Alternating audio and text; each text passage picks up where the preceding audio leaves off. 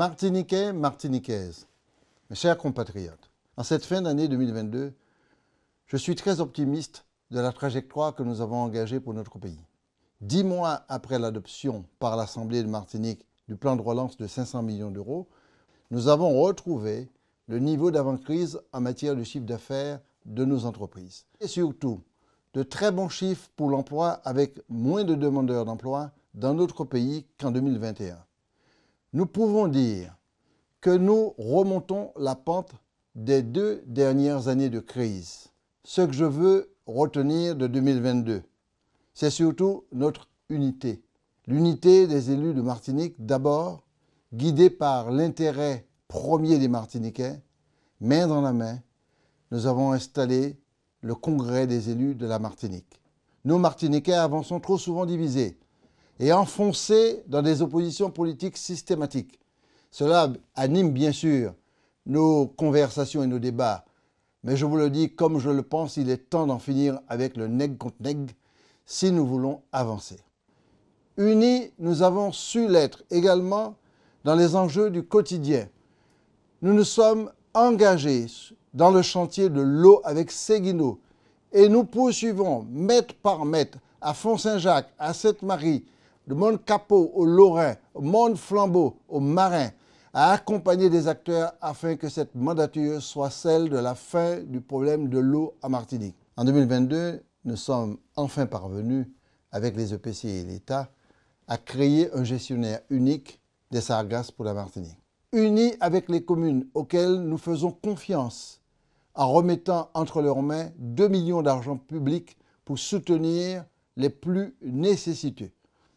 Nous avons déployé partout dans les communes de Martinique une programmation culturelle, c'est à nous-mêmes. 12 événements, 10 000 participants et surtout une action volontariste pour la valorisation et la préservation de notre patrimoine culturel.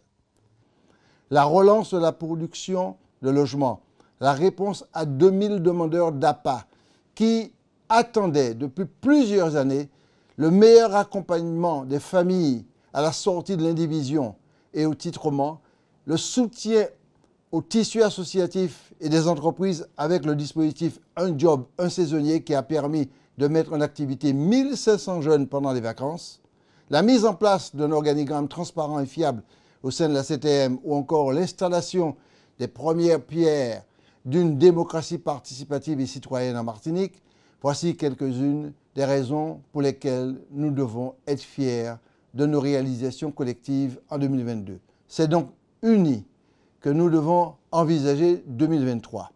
À la fin du mois de janvier 2023, nous adopterons l'hymne et le drapeau de la Martinique.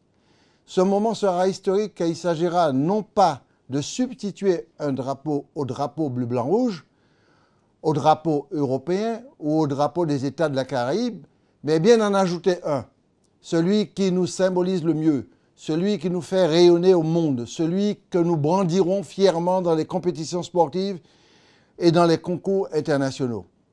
En ouvrant ainsi cette année 2023, je veux porter 3 messages de ce que seront les priorités de la CTM pour cette nouvelle année. Premièrement, la Martinique ouvrira en 2023 de nouvelles fenêtres d'avenir à sa jeunesse.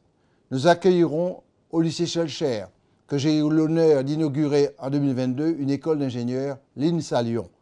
Nous aurons également, grâce au cyclotron et au centre d'imagerie nucléaire caribéen domicilié au CHU de la Martinique, l'opportunité de faire entrer de jeunes médecins martiniquais spécialistes en cancérologie ou en cardiologie.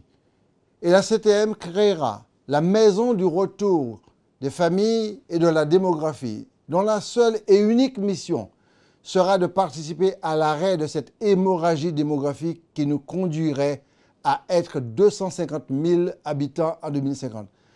Deuxièmement, la Martinique sera au rendez-vous des grands bouleversements économiques. Nous engagerons le déploiement de notre plan territorial en faveur de l'autonomie alimentaire et de la transformation agricole.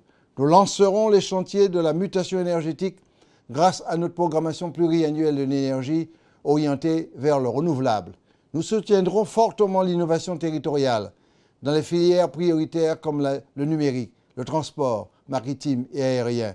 Nous livrerons autour de 25 000 prises très haut débit pour amplifier l'accès au numérique. Enfin, je veux qu'en 2023, nous posions une nouvelle pierre pour permettre aux Martiniquais et aux Martiniquaises d'être encore plus heureux de vivre en Martinique. Nous allons donc fleurir nos ronds-points, nettoyer nos bords de route, sécuriser nos espaces d'accueil, rapprocher la CTM de ses usagers grâce à un plan d'installation d'antennes locales de proximité au nord, au sud et au centre. La Martinique doit être à l'avant-garde, toujours, devant, pionnière et ambitieuse. Nous pouvons le faire avec vous, chers compatriotes. Permettez-moi enfin de saluer le souvenir et la mémoire de celles et ceux qui nous ont quittés, d'avoir une pensée pour notre frère Olivier Dubois, dont l'absence n'est que trop longue depuis tous ces mois. À toutes et à tous, chers amis, chères Martiniquaises et Martiniquais, une bonne et heureuse année 2023.